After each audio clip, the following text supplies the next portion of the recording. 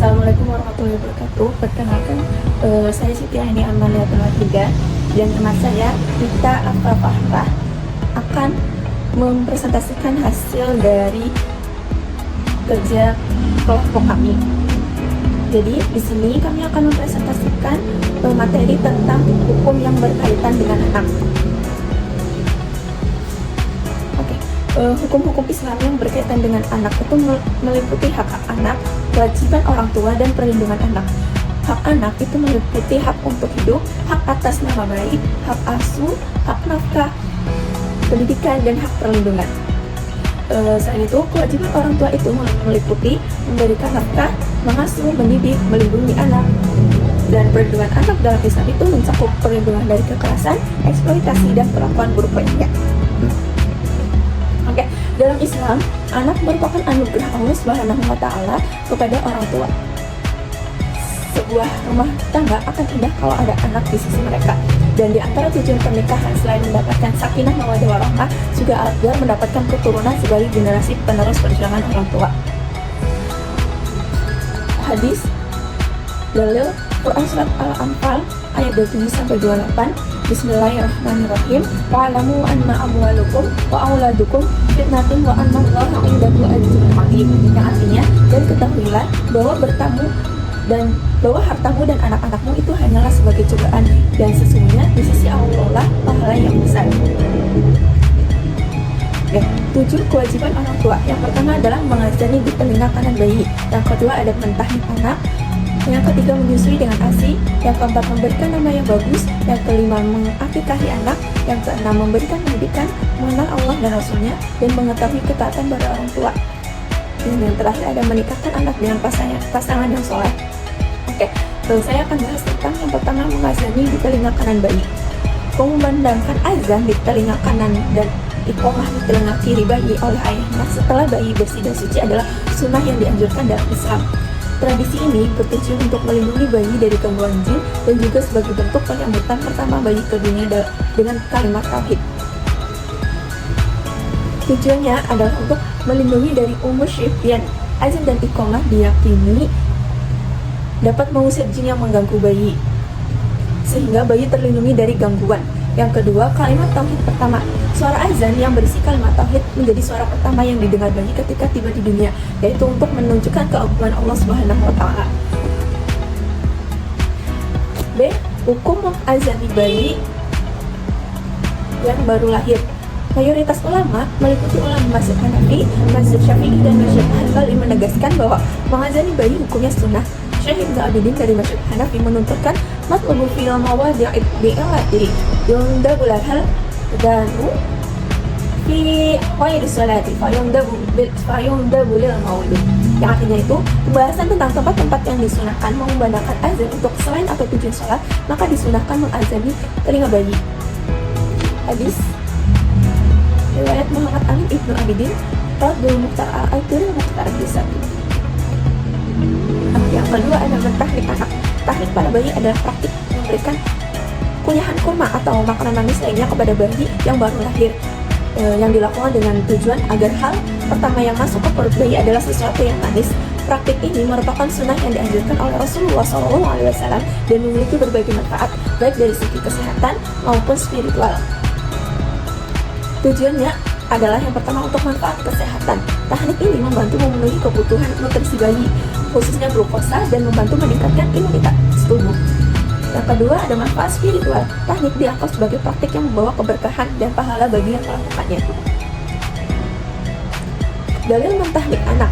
Dalil dari amalan tahnik bayi ini cukup banyak. Di antaranya ada hadis sahih riwayat Imam Muslim, an Aisyah anna Rasulullah sallallahu alaihi wasallam kana yutabis saibani fayubarriku alaihim wa yuhannakum. Dari Aisyah istri baginda Nabi SAW bahwa Rasulullah pernah dihadirkan kepada beberapa bayi, maka Nabi pun mendoakan keberkahan dan mentahnik mereka. Yang ketiga, kewajiban orang tua adalah menyusui dengan ASI. Dalam Islam, menyusui anak dengan ASI adalah kewajiban bagi ibu, dan ayah memiliki kewajiban untuk memberikan nafkah dan dukungan bagi ibu selama masa menyusui. Kewajiban ini ditekankan dalam Al-Quran Surat Al-Baqarah ayat 233 yang menekankan pentingnya menyusui anak selama 2 tahun penuh bagi mereka yang ingin menyempurnakan penyusuannya.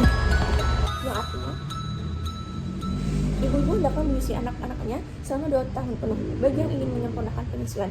Kewajiban ayah menanggung makan dan pakaian mereka dengan cara yang patuh. Seorang tidak dibebani kecuali sesuai dengan kemampuannya. Janganlah seorang ibu dibuat menderita karena anaknya, dan jangan pula ayahnya dibuat menderita karena anaknya.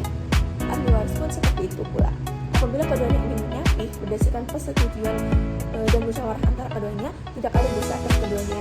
Apabila kamu ingin menyusukan anak-anakmu kepada orang lain, berarti tidak ada dosa bagimu jika kamu memberikan pembayaran dengan cara yang patut. Bertakwalah kepada Allah dan ketahuilah bahwa sesungguhnya Allah mengampuni apa yang kamu kerjakan. Selanjutnya akan dibacakan oleh rekan saya. Baik, selanjutnya saya akan menjelaskan tentang salah satu hak yang harus didapatkan oleh seorang anak, yaitu kewajiban yang harus dilakukan orang tua, yaitu memberikan nama yang bagus. Memberikan nama yang baik dan memiliki makna positif dapat mempengaruhi karakter dan kepribadian anak. Contohnya nama yang baik Abdullah, Muhammad, Fatimah, dan lain-lain. Ada sebuah dalil yang menguatkan tentang perintah ini, yaitu sesungguhnya kamu akan dipanggil pada hari kiamat dengan namamu dan nama bapakmu, maka perbaguslah nama-nama kamu. Guru saya pernah berkata, nanti ketika di akhirat yang akan pertama masuk surga adalah golongan para wanita, yaitu Sayyidah Fatimah, Sayyidah Khadijah, nanti dilanjut dengan para wali Allah dari golongan perempuan. Lalu setelah itu baru golongan para nabi, dan setelah itu yaitu orang-orang yang namanya di depannya ada nama Muhammad, dan kalau perempuan ada nama putri. Jadi ketika kita memberikan nama anak, berikanlah nama yang memang ada artinya di dalam Al-Quran, hadis, dan lain sebagainya. Karena kalau kita memiliki nama yang ajami, itu nanti akan mempengaruhi anak tersebut dan kedudukannya nanti di akhirat. Baik, selanjutnya yaitu kewajibannya yaitu mengakikahi anak. Nah, akikah adalah salah satu sunnah yang dianjurkan dalam Islam untuk dilakukan oleh orang tua ketika anaknya lahir. Ada dalil yang menguatkan setiap anak tergadai dengan akikahnya, disembelihkan hewan untuknya pada hari ke-7, dicukur rambutnya dan diberi nama. Dan sejarah akikah ini telah dilakukan sejak zaman Nabi Ibrahim alaihissalam dan Nabi Sulaiman. Bagaimana keadaannya ketika kita sudah besar? Kalau kata guru saya, ketika orang tua tidak mengakikahi anaknya, mungkin karena misalkan karena hal yang disengaja, padahal ada rezeki tapi tidak mengakikahkan anaknya, nanti itu akan berpengaruh kepada anaknya. Bisa saja anaknya jadi agak susah untuk dibilangin, agak keras kepala, bandel kalau kita bilangnya. Tetapi bagaimana keadaan orang tua kita belum ada rezekinya untuk mengakikahkan anaknya, dan itu Allah paham, dan anak itu pun akan paham. Nah, ketika kita sudah besar nanti, nah kita harus mengakikahkan diri kita. Misalkan kita belum akikah, bisa nanti sekalian acara pernikahan atau acara lamaran dan sebagainya, ataupun suatu ada pengajian di rumah kita nih, kita mau akikahkan, tapi dengan niat kita nggak usah bilang. Kalau kita misalkan malu untuk bilang, nggak apa-apa, nggak usah bilang ini hari ini menu pengajiannya ada kambing karena saya lagi akikah. Nggak apa-apa kalau misalkan kita malu untuk bilang seperti itu. Cukup biniati dalam hati, insya Allah Maha tahu atas apa yang telah kita niatkan. Lalu yang selanjutnya adalah kewajibannya itu memberikan pendidikan. Nah, pendidikan anak sangat penting untuk membentuk karakter dan kepribadian baik. Ada dalil dalam Quran surah At-Tahrim ayat 6, wahai orang-orang yang beriman, peliharalah dirimu dan keluargamu dari api neraka. Orang tua harus mengenalkan Allah dan Rasulnya kepada anak sejak dini. Orang tua juga harus mengajarkan ketaatan pada anak dan nilai-nilai moral lainnya. Jadi yang harus ditanamkan dalam anak yang pertama adalah bagaimana dia harus bisa bagaimana hatinya harus bisa mencintai Allah, mencintai Rasulullah, mencintai orang tuanya, dan mencintai semua saudara muslimin muslimat. Ketika dalam hatinya sudah ada rasa cinta, rasa memiliki iman, insya Allah kehidupan anak tersebut, walaupun nanti suatu saat orang tuanya sudah tiada, akan menjadi bakal amal soleh, amal jariah untuk orang tuanya. Dan yang pasti kata guru saya, kalau kamu nanti punya anak, pertama yang kamu berdoakan adalah mintalah anak yang soleh dan soleha, dan anak yang apa, karena yang dibutuhkan kata Umi, suatu saat nanti ketika kamu meninggal, yang dibutuhkan adalah doa dari anak yang soleh. Misalkan anak kita sukses seperti ini tapi dia tidak pernah mendoakan orang tuanya, untuk apa? Nah, baru yang kedua, setelah meminta anak yang soleh dan soleha, mintalah anak yang sukses di dunia dan di akhirat, anak yang bisa sukses dalam karir kerjanya, anak yang cantik, ganteng, dan sebagainya. Yang pasti paling pertama soleh dan soleha. Baik, untuk selanjutnya, tugas orang tua yaitu menikahkan anak dengan pasangan yang soleh. Menikahkan anak dengan pasangan yang soleh dapat membantu menjaga keimanan dan akhlak anak. Rasulullah SAW menikahkan para sahabatnya dengan pasangan yang soleh, seperti pernikahan Ali bin Abi Thalib dengan Fatimah. Ayat ini dikuatkan dengan Quran surah An-Nur ayat 32, dan nikahkanlah orang-orang yang sendirian di antara kamu dan orang-orang yang layak menikah dari hamba sahayamu yang laki-laki dan hamba-hamba sahayamu yang perempuan. Jika mereka miskin, Allah akan memampukan mereka dengan karunia-Nya. Jadi salah satu tugas orang tua menikahkan anak dengan pasangan yang soleh.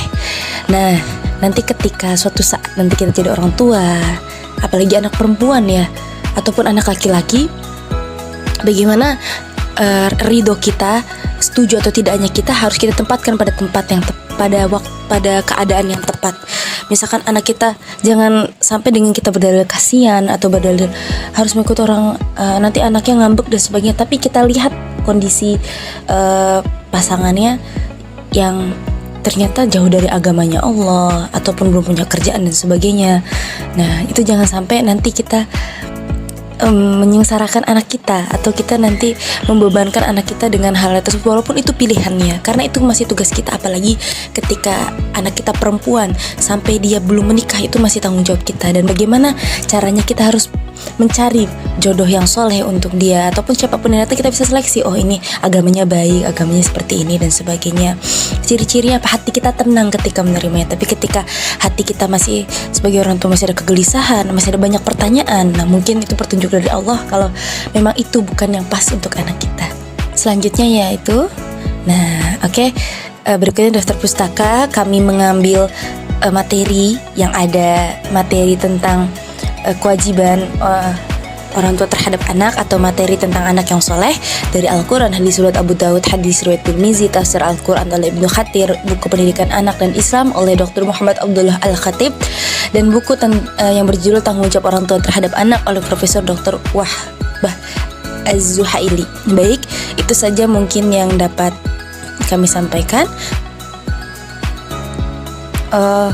Dengan sebuah kesimpulan, dalam Islam anak merupakan amanah yang besar dari Allah Subhanahu wa taala kepada orang tua. Setiap orang tua akan dimintai pertanggungjawaban atas bagaimana mereka membesarkan dan mendidik anak-anaknya.